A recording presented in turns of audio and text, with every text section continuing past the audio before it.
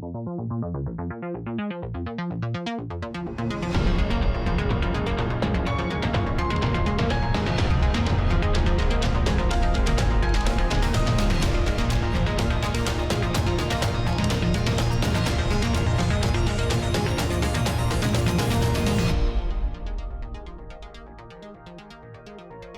à tous et bienvenue dans ce nouvel immédiat. Bonjour Jean-Yves. Bonjour Nicolas. Au sommaire, aujourd'hui, nous reviendrons d'abord sur la mort de Georges Pernou, ancien présentateur de l'émission Thalassa sur France 3. Ensuite, nous analyserons en profondeur l'événement de la semaine, l'incroyable censure totale des GAFA contre Donald Trump après l'envahissement du Capitole par certains de ses partisans. Nous reviendrons ensuite sur l'actualité médiatique de la semaine dans notre traditionnelle revue de presse. Et enfin, nous conclurons cette émission par une étude des moyens de lutter contre cette censure qui touche Trump, ses soutiens et plus largement tous les dissidents dans le monde.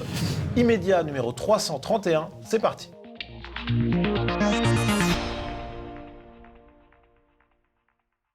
Et pour commencer cette émission, eh bien, c'est l'image de la semaine. Et cette image, Jean-Yves, c'est celle d'une figure de la télévision, Georges Pernou.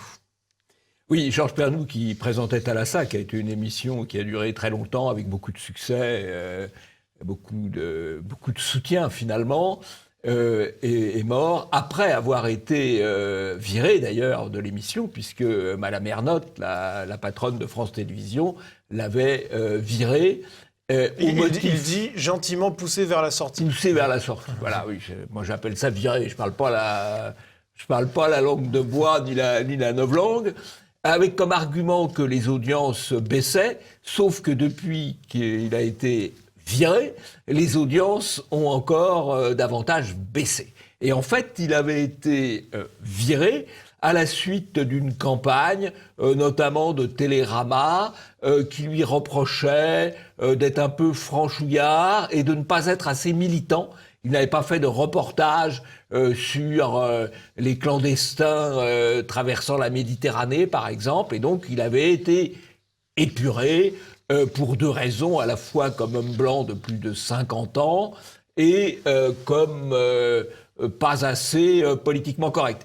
C'est intéressant de noter que la personne qui l'avait viré, à l'époque, était une adjointe de Madame Ernotte, est aujourd'hui l'adjointe de Sibylle Veil à France Info, chargée de la stratégie éditoriale, ce qui est une manière polie de dire stratégie politiquement correcte et d'éradication des gens qui ne plaisent pas. Passons au premier sujet, censure de Trump, le coup d'État de la gauche et des GAFA.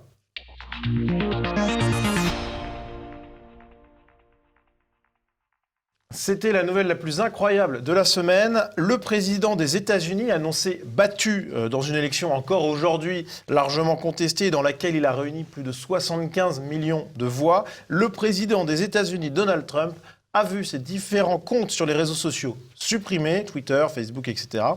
Et pour bien comprendre comment la situation a pu dégénérer à ce point, retour sur les événements du Capitole et leur traitement par les médias, avec tout d'abord la focalisation médiatique énorme sur des dégâts qui sont somme toute très faibles. On a par exemple un tweet du New York Times sur le passage d'un aspirateur au Capitole pour nettoyer les dégâts, et un journaliste américain qui tweet sur quelques boiseries cassées et un déodorant abandonné. Jean-Yves, ce ne sont pas des dégâts colossaux. Non, alors évidemment, il y a le symbole de l'occupation provisoire d'une assemblée politique, bien sûr, mais par une foule, dans l'ensemble, plutôt bon enfant et parfois un peu loufoque, décalé, on va dire, et on en a fait une atrocité mondiale. En fait, quand je dis que c'est bon enfant, il y a malgré tout 2 morts, un policier qui est mort assez longtemps après les événements, mais on attribue à une bousculade ou à des coups reçus pendant les événements son décès. Et puis, surtout, cette jeune femme, Ashla Babbitt, qui a été abattue de sang-froid par un tir policier à la tête, et pas seulement un tir qui aurait pu la neutraliser de manière un peu moins définitive, on va dire. Oui, il n'y avait pas eu de sommation, de tir en l'air ou de tir dans la jambe. Voilà. C'est directement visé une partie. Voilà, donc en l'occurrence, pour le reste, c'est plutôt effectivement quelque chose de bon enfant. En tout cas, la manière dont c'est traité est totalement disproportionnée. Et puisqu'on évoque la mauvaise foi des médias, eh bien, je vous propose de regarder un extrait du journal d'Arte le 12 janvier dernier sur un discours de Donald Trump. Le président battu a continué à jeter de l'huile sur le feu, affirmant qu'il n'encourageait personne à la violence, à la différence des démocrates qui veulent le démettre de ses fonctions. Ils sont extraordinaires, Arte. Ils disent Donald Trump met de l'huile sur le feu, alors qu'ils disent eux-mêmes qu'ils n'appellent pas à la violence et qu'au contraire, il appelle à éviter la violence. Simplement, il continue de critiquer son adversaire, Joe Biden. Ben oui, en politique, en général, on critique ses adversaires. Oui, c'est sûr. Sauf évidemment dans les pays parfaitement totalitaires où c'est interdit. Mais on pensait que les États-Unis étaient une démocratie, mais c'est sans doute une erreur. En tout cas, c'est vrai que le fait de dire qu'il remet l'huile sur le feu alors qu'il appelle à la non-violence, c'est assez extraordinaire. Bon, c'est Arte. Mais c'est efficace, parce que les gens retiennent, ils mettent l'huile sur le feu. Vrai. Voilà ce que les gens vont retenir. Ils mettent l'huile sur le feu. C'est un mensonge, c'est un bobard, mais ça s'imprègne dans les cerveaux. Oui, surtout que le téléspectateur moyen d'Arte est peut-être très réceptif à ce genre de bobard, quoi qu'il arrive. Donc oui, parce qu'il se croit intelligent en plus. Ouais. Alors, on a également dans les manipulations médiatiques qui ont permis à cette censure qu'on va voir juste après, eh bien l'absence de condamnation des émeutes Black Lives Matter, qui ont été bien plus violentes et durables durant les derniers mois, Jean-Yves. Là, les médias étaient plus modérés. Oui, alors on avait montré à l'époque une scène où un média dit une manifestation majoritairement pacifique sur fond d'immeubles en feu. Alors bon, c'est pas impossible d'ailleurs que dans une manifestation, la majorité des gens soient pacifiques, mais il y a aussi toujours des minorités qui le sont moins. Et donc, quand c'est des gentils, on ne parle pas trop de ce qui pourrait fâcher. Il y a eu un traitement de ces manifestations tout à fait scandaleux, puisque énormément de violence, beaucoup de morts là, par dizaines.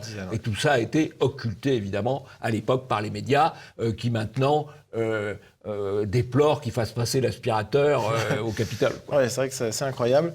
On avait aussi à l'époque Alexandria Ocasio-Cortez, AOC, qui avait été interrogée par un média dissident sur le fait qu'elle... C'est une appellation d'origine contrôlée gauchiste. Elle a été interrogée donc, pour savoir si elle condamnait les manifestations d'Antifa, les manifestations très violentes, et elle avait refusé de répondre. Ce qui est un aveu. Oui, et elle a toujours son compte Twitter. Mais c'est très bien qu'elle ait toujours son compte Twitter, d'ailleurs. Moi, je suis pour la liberté d'expression, mais pour tout le monde. Ouais. Alors, au cours des dernières années aussi, plusieurs représentants démocrates ont ouvertement appelé à des violences ou à la révolte contre Trump. Et là encore, pas d'indignation majeure de la part des médias. Non, y compris d'ailleurs des personnalités extrêmement importantes, comme Nancy Pelosi, la présidente de la Chambre des représentants, qui a appelé à contester l'élection de Trump en 2016, qui a appelé à multiplier les offensives contre lui. Les médias ont continué d'en parler. C'est normal d'ailleurs, c'est normal. La liberté d'expression, d'accord, mais pour tout le monde. Dernier point qui était intéressant à vous montrer, eh bien, c'est que quelques jours après les événements du Capitole, eh bien, le FBI diffusait plusieurs avis de recherche sur les abribus de Washington, Jean-Yves. Oui, alors c'est pareil, on n'a pas vu d'avis de recherche pour les émeutiers violents de Black Lives Matter. Donc, en tout cas, pas aussi rapidement et aussi massivement. Toujours 2 poids, 2 mesures, 2 poids, 2 mesures. Et Jean-Yves, eh bien, l'image qui a résulté de tout ça, c'est bien celle du compte Twitter de Donald Trump qui était suspendu, une décision incroyable, et qui intervient finalement après cette campagne médiatique. Oui, voilà. Alors la campagne médiatique a fait monter la sauce et rendu possible la censure. C'est classique. Campagne de diabolisation. La diabolisation, ça peut permettre la fraude électorale. Celui qui s'oppose à la fraude électorale est à nouveau dénoncé par les médias, rediabolisé par les médias parce que on dit il est mauvais joueur, il accepte pas de s'être fait voler, et au final, eh bien, ça permet la censure, parce que comme c'est le mal, eh bien, on peut censurer le mal. C'est ça la philosophie générale. Donc c'est une articulation entre une campagne médiatique violente et une décision quand même proprement hallucinante du réseau social Twitter de fermer le compte du président des États-Unis qui a 80 millions de suiveurs, peut-être davantage, un peu plus, ouais, autant que d'électeurs en quelque sorte. Ouais, c'est exactement ça. Alors la justification de Twitter, Jean-Yves, c'était la suivante. Il aurait incité à la violence. Alors c'est avec beaucoup de conditionnels et de pincettes puisqu'ils ont un peu de mal en fait à le justifier. Donc il déclare que dans le tweet dans lequel il disait ne pas vouloir se rendre à la cérémonie d'investiture, eh bien ce tweet constituait un appel à la violence. Pourquoi ? Eh bien parce que cela critiquait la légitimité de l'élection et qu'en plus le fait qu'ils disent ne pas s'y rendre pourrait être vu par certains terroristes républicains comme le feu vert pour une action violente puisque Donald Trump n'était pas sur place et ne risquait pas d'être blessé. Voilà, alors c'est un peu laborieux comme explication, oui, c'est pas vous qui êtes laborieux Nicolas, c'est l'explication de Twitter. C'est intéressant parce que ça prouve que quand on dit qu'il faut supprimer des comptes qui incitent à la haine ou à la violence, on voit qu'on peut mettre absolument n'importe quoi derrière. N'importe quoi derrière. En l'occurrence, Trump ne va pas assister à l'investiture de son successeur, dont il considère, à tort ou à raison, en tout cas il a le droit de voir l'opinion, que c'est une investiture volée, une élection volée. Il n'y a aucune obligation de sa part d'y être, c'est en rien une incitation à la violence. Enfin, c'est incroyable. Donc là, on a ça et on peut se dire finalement, Jean-Yves, que quelqu'un qu'on a tant accusé d'être dictateur, finalement, il est censuré.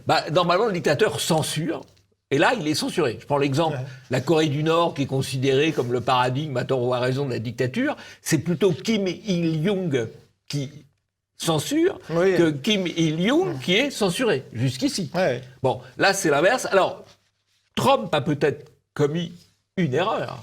C'est qu'il a été dans une situation de confrontation avec les grands comptes, les GAFA, Facebook et Twitter notamment, mais il n'a pas utilisé finalement la loi pour ce qu'il aurait pu faire.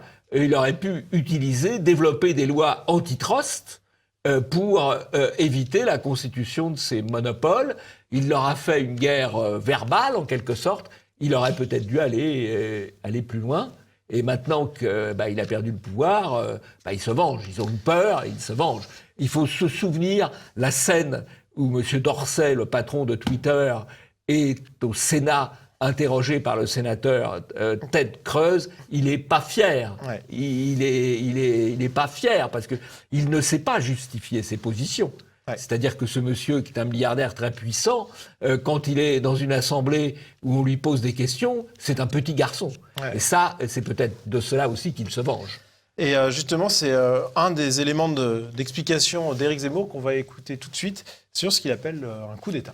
On a parlé de coup d'État pour cette histoire du Capitole qui paraît dérisoire aujourd'hui, à côté de ce qui se passe et des enjeux autour des GAFA et de... En fait, je pense que le vrai coup d'État, il est là. C'est-à-dire que nous sommes même à un changement de légitimité. Les GAFA ont dit, la légitimité, c'est nous. Le type, il est élu là, mais on s'en moque un peu. L'important, c'est la vérité que nous définissons. La guerre était déclarée, qu'il y avait une guerre entre les GAFA et Donald Trump. Et que l'erreur de Donald Trump, ou sa faiblesse, ça a été de ne pas aller au bout.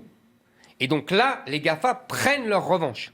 Comme d'habitude, il y a peu de choses à ajouter à ce qu'a dit Éric Zemmour, mais c'est effectivement un basculement de légitimité. C'est plus le peuple qui a la légitimité, c'est les GAFA qui décident qui a le droit de parler et qui n'a pas le droit de parler. Les GAFA, c'est quoi ? C'est quelques milliardaires servis par des armées de modérateurs gauchistes. C'est vrai que les GAFA, c'est Google, Amazon, Facebook, Apple, auxquels on peut rajouter, en tout cas dans le cas présent, Twitter et d'autres, toute la Silicon Valley, en fait, tout simplement. C'est la Silicon Valley, oui. Et Jean-Yves, bien, on trouve des contestations de cette dictature des GAFA jusqu'au Figaro. Oui, alors avec un article de Régnier, c'est intéressant parce qu'on va dire Zemmour, vous, moi, c'est l'extrême, c'est les méchants. Régnier, c'est le président de la Fondation pour l'innovation politique.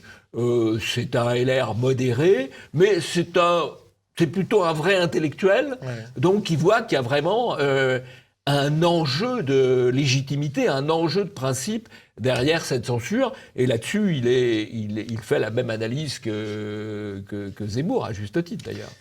Et on voit qu'il y a des points quand même qui sont gênants dans cette décision de Twitter. On le voit par exemple avec cette analyse d'une juriste qui déclare que certains spécialistes considèrent que les comptes détenus par les élus et les autorités publiques seraient soumis au premier amendement.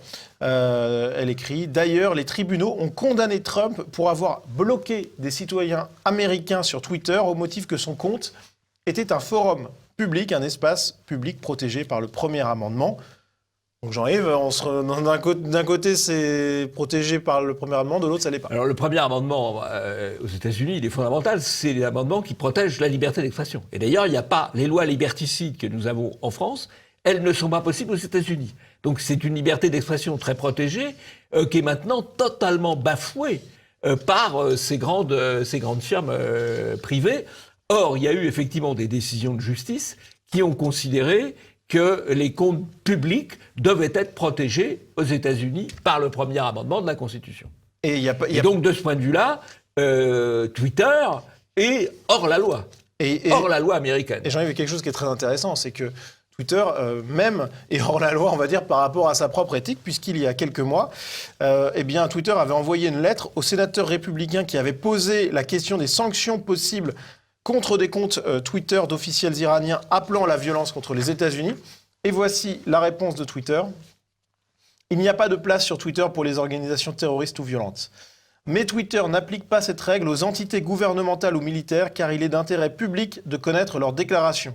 Quel que soit l'agenda politique d'une nation, refuser nos services aux dirigeants d'une nation en période de pandémie serait à l'opposé de notre objectif en tant qu'entreprise, à savoir servir la conversation publique globale.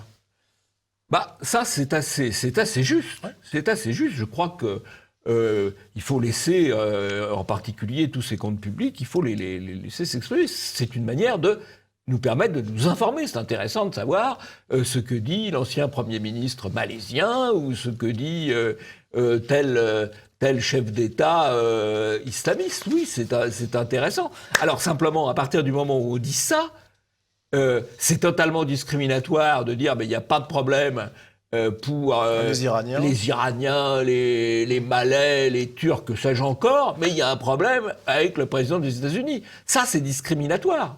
Ouais. Hein ? Alors que je croyais que la discrimination, c'était mal, moi. Alors je comprends plus. Alors ce qui est incroyable aussi, c'est qu'on a eu une publication de Twitter très récemment, c'était hier, par rapport aux élections en Ouganda. À l'approche des élections en Ouganda, des rapports nous parviennent sur le fait que les fournisseurs d'accès à Internet ont pour ordre de bloquer les réseaux sociaux. Nous condamnons vigoureusement les blocages d'Internet. Ils sont extrêmement préjudiciables, violent les droits humains et le principe d'un Internet ouvert, l'accès à l'information et à la liberté d'expression, incluant les échanges publics sur Twitter, n'est jamais aussi important que durant le processus démocratique, particulièrement durant les élections, Jean-Yves. Ça veut dire que le Twitter se préoccupe davantage de la liberté des élections en Ouganda. Il y a dû avoir Amin Dada, je crois, comme président à un moment en Ouganda. Je connais pas. Ça rappellera des souvenirs aux plus anciens. Alors, il se préoccupe de la démocratie, de la validité des élections en Ouganda, mais pas aux États-Unis.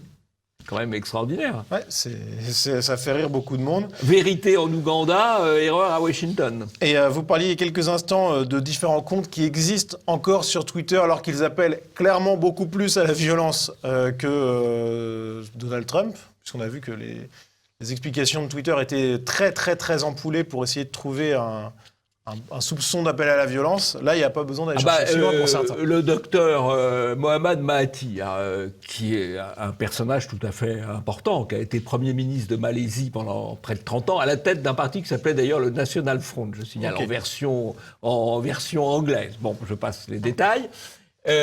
qui a défendu à la fois les valeurs asiatiques et les valeurs musulmanes, a appelé, après les déclarations de Macron sur l'islamisme, il trouvait normal qu'il y ait des millions de Français qui puissent être tués. Bon, on lui laisse son compte. Bon, je comprends d'ailleurs, parce que c'est un personnage tout à fait important, le docteur Mahathir. Je me permets juste de relire le tweet, il est quand même exceptionnel. Les musulmans ont le droit d'être en colère et de tuer des millions de Français pour les massacres du passé. Voilà. Bon. Mais c'est toujours en ligne, il est toujours son compte. C'est toujours en ligne. Honnêtement, moi, ça ne me choque pas qu'il soit en ligne. Mais alors, il ne faut pas nous raconter qu'on interdit... les tweets. Le problème, c'est le vrai problème aussi derrière ça, c'est qu'on ne sait pas comment faire des recours contre ces grandes entreprises, parce que où les comptes ont des statuts publics, et à ce moment-là, ils sont protégés par un statut public. Ou on nous dit parfois, oui, mais c'est un contrat. Il y a des gens qui disent c'est un contrat. Vous passez un contrat avec Twitter, et donc ils peuvent dénoncer le contrat. Oui, mais s'ils peuvent dénoncer le contrat. S'ils le dénoncent de manière déloyale, discriminatoire, il doit y avoir la possibilité de les poursuivre. Ouais. Si vous allez chez un boulanger qui vous refuse une baguette de vous vendre du pain, vous pouvez le poursuivre pour refus de vente. Ouais. Et bien, c'est exactement ce qui devrait pouvoir se passer contre ces grandes entreprises. Alors Jean-Yves, cette censure, elle a donc été énormément commentée par différents acteurs, notamment par des journalistes. Et on a, Jean-Yves, des journalistes qui s'en sont réjouis. Par exemple, Jean Quatremer et Thomas Legrand de France Inter. Alors Thomas Legrand, journaliste du service public. Thomas Legrand, il faut savoir qu'il a commencé sa carrière en menant des campagnes de dénonciation du Front National. C'est d'ailleurs beaucoup de journalistes, moi je connais beaucoup de journalistes qui ont commencé leur carrière comme ça, c'est facile. Ouais. En plus, vous pouvez raconter n'importe quoi, de toute façon, à partir du moment où c'est susceptible d'être nuisible à quelqu'un de politiquement incorrect, c'est bon. Donc il a commencé sa carrière comme ça, Monsieur Legrand, et carrière qui continue. Alors il a eu cette phrase assez jolie, il a dit « Nous avons l'honneur d'être la quintessence du bobo ». Voilà. C'est beau. C'est beau. C'est le bobo de service public. Alors on a heureusement quand même des journalistes qui s'insurgent ou en tout cas questionnent cette censure. On a par exemple Jean-Bernard Cadier de BFM, Régis Le Sommier de Paris Match ou encore Amandine Rebourg de Nice Matin. Et on a également Langlais, l'économiste de TF1. Faut-il qu'on ait une idée claire des critères de Twitter ? Au moment où il censure Trump, il laisse ouvert le compte de M. Duterte, aux Philippines, qui nous explique comment il a zigouillé de ses propres mains les narcotrafiquants. Il laisse ouvert le compte de Ali Khamenei, qui appelle quasiment à la guerre sainte du matin au soir. Erdogan. Pardon, mais je comprends votre logique, mais quel est l'intérêt de Twitter ? Si on est un peu cynique, hein, on observe que, comme par hasard, ça intervient après que Trump est perdu, au moment où les démocrates sont là, où au fond, Twitter vole vers la victoire. On a entendu la Chine rigoler bruyamment de tout cela, hein, qui nous explique, écoutez, quand les manifestants sont intervenus au Parlement de Hong Kong, nous avons fait intervenir la police, vous nous avez critiqué, cette fois-ci, c'est les manifestants que vous critiquez. Puis à l'inverse, quand nous avons fermé les comptes, ça n'était pas Twitter, mais c'était l'équivalent, c'était WeChat, des opposants. Vous avez dit, atteinte à la démocratie, et aujourd'hui vous vous félicitez du fait que Twitter le fait. Ça perd l'hypothèse. Alors l'anglais, il est implacable. D'ailleurs, on voit Apathy, il est complètement dans les cordes. Alors ce qui est quand même intéressant, c'est l'anglais, c'est un type qui raisonne quand même assez solidement et qui a une certaine indépendance d'esprit. Ce qui est intéressant, c'est les autres que vous avez cités. Les journalistes de BFM, de Paris Match ou de Nice Matin, qui sont quand même assez représentatifs du peuple journalistique et qui, en l'occurrence, là, semblent divisés entre ceux qui hurlent avec les loups, ceux à quoi ils sont habitués, et puis ceux qui disent quand même, mais où est-ce que ça va s'arrêter ? Voilà. Donc ça, c'est assez intéressant. Ouais, il y a un vrai débat au sein des journalistes, quoi. Autre intervention en soutien de Donald Trump, celle d'Henri Guénaud. À partir du moment où ces entreprises décident, au nom de leur conception de la liberté d'expression, au nom de leur idéologie, hein, ils disent c'est pas nos valeurs, c'est pas nos principes. Alors là, c'est plus neutre. Là, ça ressemble à un journal d'opinion. Donc, ce sont des éditeurs. Si ce sont des éditeurs, ils sont responsables de tout ce qui passe sur leur... C'est ingérable, hein, Si on fait une émission enregistrée avec vous et qu'on raconte des choses innommables, l'éditeur, c'est-à-dire la chaîne, sera coupables, complices de ce que nous aurons dit. Le contrepoison de tout ça, c'est qu'il y a une liberté de la presse, c'est-à-dire qu'il y a beaucoup de journaux, comme il y a beaucoup de partis, et que chacun s'aligne, que voilà. Mais comme on est dans une position monopolistique de la part des GAFA, ça ne peut pas fonctionner. Donc, ce qui se passe là est extraordinairement inquiétant, quelles que soient les raisons, même si on déteste Trump. Il pose une vraie question, parce que de deux choses une, où ces plateformes, ce sont des tuyaux dans lesquels passent des contenus dont elles ne sont pas responsables. Et dans ce cas-là, eh bien, on laisse passer tous les contenus, y compris celui de M. Mahathir, d'accord, mais aussi celui de M. Trump. Ou ces grands organismes sont des éditeurs. Ils sont responsables du contenu. Ils contrôlent le contenu. Et dans ces cas-là, ils doivent pouvoir être poursuivis pour les contenus qu'ils donnent. Et là, il y a vraiment une contradiction du côté de ces grands organes. Est-ce que vous fournissez des tuyaux ou est-ce que vous contrôlez les contenus ? Surtout que, comme le dit Henri Guénaud, le contrepoids à la responsabilité et donc au contrôle du contenu, c'est la diversité d'offres pour permettre à plusieurs tendances de s'exprimer, ce qui est absolument pas le cas. On a une offre monopolistique, voilà. C'est-à-dire quelques milliardaires de la Silicon Valley. Donc c'est un vrai problème qu'on va essayer de résoudre dans... Faut se souvenir d'ailleurs dans l'histoire des États-Unis, il y a eu au 19e siècle de grands mouvements populistes antitrust.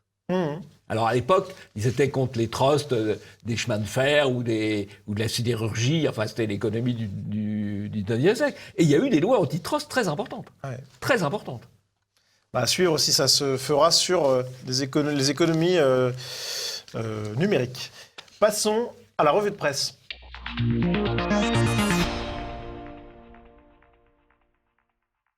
Et pour commencer cette revue de presse, Jean-Yves a un petit tweet humoristique de Renaud Camus. Toute la presse en France, c'est la dépêche du Dimi, et non pas la dépêche du Midi. Il souffre beaucoup de la dépêche du Midi, Camus, puisqu'il habite précisément dans le Midi. Donc les tweets de Camus sont tous des petits bijoux, donc très courts, très drôles. Le jeu de mots est bien trouvé. Voilà. Autre actualité médiatique, c'est toujours un tweet, celui de France Info, qui d'abord présentait le procès de Taha Bouafs, qu'on connaît bien immédiat. Le procès du journaliste militant Taha Bouafs est reporté. Son avocat soulève une question prioritaire de constitutionnalité. Et l'adjectif militant a provoqué une levée de bouclier chez certains commentateurs. Et France Info a donc précisé: l'adjectif militant pour qualifier le travail de journaliste de Taha Bouafs ne s'imposait pas. Nous l'avons retiré du titre de l'article. Nos excuses à l'intéressé et à nos lecteurs. Alors, s'il y a un journaliste, entre guillemets, militant, mais c'est presque un pléonasme, ceci étant un journaliste militant, presque un pléonasme. Lui, en l'occurrence, il a été extrêmement engagé dans le clan, dans les opérations Adama Traoré et autres. On l'avait vu à Tolbiac. On l'a vu à Tolbiac mentir, raconter qu'il y avait eu un mort. Enfin bon, voilà. Là, c'est Bombardier, si vous voulez. Oui, mais involontaire ou non. Journaliste militant et Bombardier, c'est un petit peu pléonastique, quoi. En tout cas, c'est ce que France Info aurait dû corriger en disant: nous avons mis journaliste militant, pardon du pléonasme. Alors, on passe toujours au service public, puisque Cybille Veil a des projets. Elle en a fait part dans un entretien au JDD, avec les questions du JDD. Quel est votre projet sur la diversité ? Donc, par exemple, elle parle de Radio France 93, une unité de production en Seine-Saint-Denis qui nous permettra d'y repérer les jeunes talents. Et surtout, le JDD qui pose la question de la discrimination positive. Et à Cybille Veil qui répond: désormais, dans tous nos recrutements, ce critère de diversité sera une préoccupation. Alors, c'est le critère de diversité, c'est pas le critère de talent. En fait, Madame Ernotte a commencé il y a 5 ans l'élimination des hommes blancs de plus de 50 ans. Et je crois que Madame Cybille Veil, qui est aussi une éradicatrice comme Madame Ernotte, elle entreprend l'éradication, pour vous, Nicolas, des hommes blancs de plus de 30 ans. Et on va chercher à recruter sans doute un peu plus de femmes et surtout beaucoup de gens venus des banlieues. C'est l'opération Seine-Saint-Denis qui va permettre de former des gens qu'on fera ensuite venir. Voilà l'opération. Alors c'est assez intéressant de voir qui est Madame Simone Veil, parce que c'est le sommet de l'entre-soi. Hein. Elle est camarade de promotion de Macron, elle a connu Édouard Philippe au Conseil d'État, c'est la nièce de Jean Veil, l'ami de Duhamel. Habitué de la villa, la fameuse villa. Habitué de la fameuse villa. Bon, enfin, c'est absolument l'entre-soi. Alors, son opération, c'est une éradicatrice. Elle a participé, on pourrait le rappeler, à la réforme avec M. Hirsch de la PHP, de l'assistance publique des hôpitaux de Paris, avec les problèmes qu'on a vus au moment de la première vague du Covid. Faut pas l'oublier. Et là, elle procède à France Inter, enfin sur Radio France. Ouais. On vire 340 personnes et on en recrute 280. Donc c'est une forme de remplacement. Et d'ailleurs, l'an dernier, quand elle avait présenté ses vœux, elle avait été accueillie par le chœur des esclaves de Verdi. Oui, c'est vrai, il s'était opposé à elle. Qui s'était opposé à elle. Oui. Alors, en fait, là, et si vous voulez, l'avantage de licencier, de faire partir, c'est que vous faites peur. Et donc, vous avez des gens encore plus soumis. Quoi. Voilà. Mais ça fait partie des éradicatrices, comme Madame Ernotte. C'est le même type humain. Et on va peut-être pas s'éloigner tant que ça de ce type humain avec Samuel Gontier, qui est journaliste à Télérama et qui, sur Twitter, on peut parler complètement de délation. Hein. Il signale au CSA des infractions justifiant des sanctions, y compris pénales, contre CNews. Voilà, donc on est sur la délation. Alors, si vous voulez, en fait, quels sont les deux piliers d'un régime totalitaire ? C'est la délation et la police. Et là, on est dans la délation et on est dans la police, à la fois la police... Parce que l'appel au CSA, le CSA, c'est le gendarme de l'audiovisuel, et aussi à la police tout court, puisque on estime qu'il pourrait y avoir des poursuites pénales. Donc là, il est... et d'ailleurs, si vous voulez, il faut bien voir que dans les régimes totalitaires, les plus zélés au service des régimes, je pense que c'était le cas dans le régime national-socialiste, ou dans le régime communiste, ce sont les journalistes. Ouais. Ce sont les journalistes. Et justement, on a un autre exemple avec Dimitri Lours, qui est journaliste au Télégramme, Jean-Yves, et qui, sur Twitter, par rapport à la censure de Donald Trump, déclare vu que c'est le grand soir, est-il possible de se charger du compte de Damien Rieu en appelant Twitter à la censure ? Voilà, c'est pareil, c'est le même objet. Et il y a aussi le tweet de Luc Payon de Libération, adjoint de la rubrique Fake News, qui appelle à dresser la liste des gens qui acceptent des invitations sur CNews pour les ostraciser. Alors, il le dit plus subtilement quand même. Il dit accepter l'invitation de CNews ne doit plus être considéré comme un acte anodin. Donc, si c'est pas un acte anodin, c'est un acte criminel, potentiellement criminel, grave. En tout cas, on avait vu la semaine dernière que Luc Bronner du Monde, c'était la consigne interne à la rédaction de ne pas aller sur CNews. Libération, qui est un peu plus à gauche que Le Monde, pas beaucoup, mais qui dit de même. Alors, il y en a un qui a la faveur des médias, c'est Xavier Bertrand, Jean-Yves. On va l'écouter dans une interview à BFM. On écoute ses propos sur Donald Trump. Il voulait certainement, M. Trump, rentrer en politique pour rentrer dans l'histoire. Avec ça, il est sorti de l'histoire. Donald Trump est sorti de l'histoire avec cela. Lui, il a dressé les gens les uns contre les autres pendant toute sa fonction et avec ce résultat final. C'est involontairement comique. C'est Xavier Bertrand qui parle de quelqu'un qui est sorti de l'histoire alors que lui-même, ses chances d'y entrer sont quand même assez faibles. Mais on sent l'espèce loutre gonflé qui admet, qui se fait filmer au sein du Louvre par BFM TV. Louvre-Lens, oui, dans une opération de promotion d'un candidat politiquement correct, parmi quand même beaucoup d'autres, quoi. Autre actualité, c'est celle de violences sexuelles commises par un artiste en vogue, Claude Lévesque, plasticien surnommé Néon, qui est visé par une enquête pour viol sur mineur. On apprend dans l'article de 20 minutes qu'un des tapis de ce créateur orne un bureau de l'Élysée. Et surtout, Jean-Yves, ce qui est intéressant, c'est que cet artiste Il était inquiet du sort des migrants et pourfendait le Front National. Ah oui, il était inquiet du sort des migrants et pourfendait le Front National, comme d'ailleurs un vice-président du tribunal de grande instance de Paris, inquiet du sort des migrants et soucieux du Front National, qui lui est poursuivi pour proxénétisme. C'est assez logique. Si vous faites un certain nombre de saloperies, vous avez vraiment intérêt à en rajouter dans le politiquement correct. Parce que ça sert quand même de bouclier. Alors, c'est pas un bouclier parfait. Il y a un moment...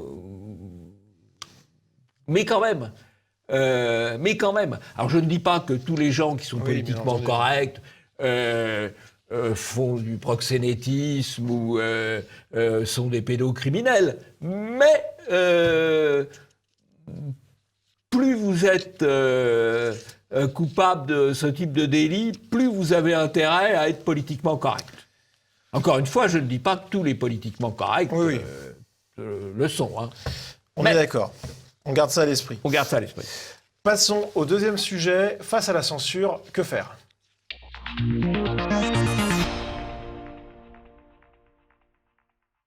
Après la censure de Donald Trump sur les réseaux sociaux, bien c'est quasiment une chasse à l'homme qui a été ouverte, avec par exemple les banques qui ont décidé d'attaquer Donald Trump. Le monde des affaires cible les portefeuilles de Trump et de ses partisans, nous apprend l'AFP.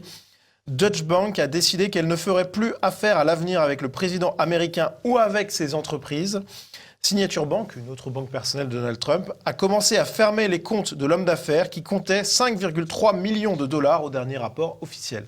Donc Jean-Yves, les banques s'attaquent à Donald Trump. Oui, alors elles se sont attaquées avant à d'autres formations politiques. Hein. Il y a eu par exemple Le Pen ou le Front National ont eu à un moment des problèmes avec les banques. Là évidemment c'est à une échelle beaucoup plus grande puisque c'est le chef d'État, le futur ancien chef d'État de la première puissance mondiale. Donc c'est à une toute autre échelle et ça veut dire que tout le monde est potentiellement menacé par ça. Et surtout, c'est pas seulement sa personne, pas seulement ses comptes personnels, ce qui est déjà hallucinant, mais aussi tout simplement les comptes de ses entreprises. Donc c'est l'interdit économique, c'est l'interdit professionnel. Et toujours dans ce sens, d'ailleurs, on a un article de Forbes, Forbes qui est quand même un média de référence dans le monde des affaires, et dont le journaliste écrit « Que cela se sache dans le monde des affaires, embaucher des compagnons de mensonges de Trump, et Forbes partira du principe que tout ce que votre entreprise dit est un mensonge. Nous allons passer au microscope, vérifier et revérifier, enquêter avec le même scepticisme que nous aurions vis-à-vis d'un tweet de Trump. » Là, je disais tout à l'heure que le régime totalitaire, c'était la délation et la police. Il y a un troisième pilier, finalement, au régime totalitaire, c'est l'interdit professionnel. Et c'est vrai que les régimes totalitaires, on a tendance à penser que ça fonctionne par le goulag ou les camps. C'est vrai, mais pas uniquement, et pas tout le temps. Quand le régime totalitaire est un peu moins dur, les camps deviennent moins importants, c'est ce qu'on a vu à la fin de l'Union soviétique, mais l'interdit professionnel reste extrêmement important. Et ce qu'on voit se mettre en place aujourd'hui, ce sont les interdits professionnels. Voilà. Et on a un autre type d'interdit qui est quasiment professionnel aussi d'une certaine manière. C'est cette maison d'édition qui a décidé d'annuler la publication d'un livre d'un sénateur républicain. Oui, alors que c'est pareil. Ce qui est fondamental, quand il y a eu l'invention de l'imprimerie, il y a 5 siècles, 5 siècles, ça a été un formidable essor des libertés. Et on considérait que l'éditeur, son rôle, c'était d'éditer sans tenir compte du fait qu'il soit d'accord ou non avec ce qu'il éditait. Là, c'est une régression formidable. Une régression formidable des libertés, une régression formidable de ce qui a fait la force de la civilisation européenne. Et alors, on quitte le monde de l'édition pour aller sur le monde du numérique avec la fondation Mozilla qui édite notamment le navigateur Internet Firefox qui a approuvé le bannissement de Trump et a même demandé plus de censure. Toujours dans le numérique, Shopify a suspendu son service aux magasins liés à Trump, c'est-à-dire concrètement, Jean-Yves, que quand on se rend sur le site de Trump pour acheter des objets de campagne ou autre, eh bien, on ne peut plus puisque Shopify, qui est le prestataire massif de ses achats, eh bien, a décidé de rompre son contrat avec Trump. Donc c'est assez incroyable de voir qu'il y a c'est une attaque totale sur tous les plans, quoi. Oui. Et quand on regarde Firefox, la formule, ils disent qu'il faut renforcer la censure, un Internet meilleur. L'Internet, avant, c'est la neutralité du net. Ouais. Maintenant, c'est un Internet meilleur. En condamnant les idées véhiculant la haine, la violence et la suprématie blanche. Alors, je vais commenter la suprématie blanche. On pourrait dire le suprémacisme racial ou suprémacisme religieux. Auquel cas, il faudrait dire on condamne la suprématie blanche, tant qu'elle existe, mais aussi la suprématie noire ou le suprémacisme noir. Et le suprémacisme musulman. Or, le suprémacisme musulman, il se fonde sur le Coran. Donc, jusqu'où va-t-on ? Jusqu'où va-t-on ? Jusqu'où peut-on aller ? Ou alors on tape uniquement sur les uns et on laisse les autres s'exprimer.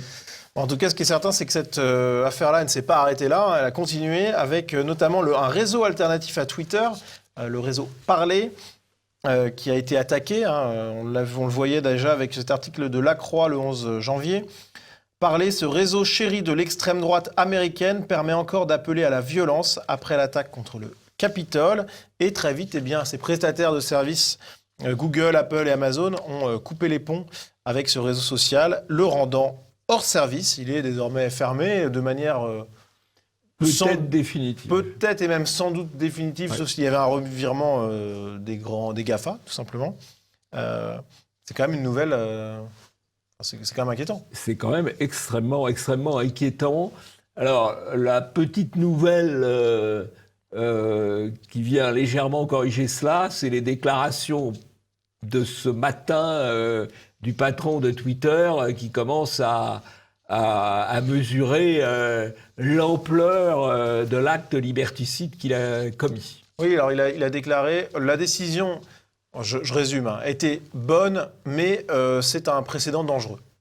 C'est le moins qu'on puisse dire. Donc, bon, on va voir ce que ça donne, mais en tout cas, Jean-Yves, quand on voit les attaques totales, mais surtout cette censure contre les réseaux sociaux alternatifs, et cette censure qui est en train de s'abattre sur potentiellement tous les comptes dissidents Twitter et Facebook, la question qui se pose, c'est quelles sont les alternatives en termes de réseaux sociaux ? Alors, je crois qu'il faut garder dans cette affaire son sang-froid. La première chose, c'est qu'il n'y a pas de raison, de mon point de vue, de partir de réseaux sociaux où on peut encore exister. Tant qu'on peut encore exister dans les réseaux sociaux, c'est ce qui permet, type Facebook ou Twitter, pour faire simple, il faut continuer à pouvoir s'exprimer et relayer ses opinions. Donc il n'y a pas de raison de se punir préventivement en partant.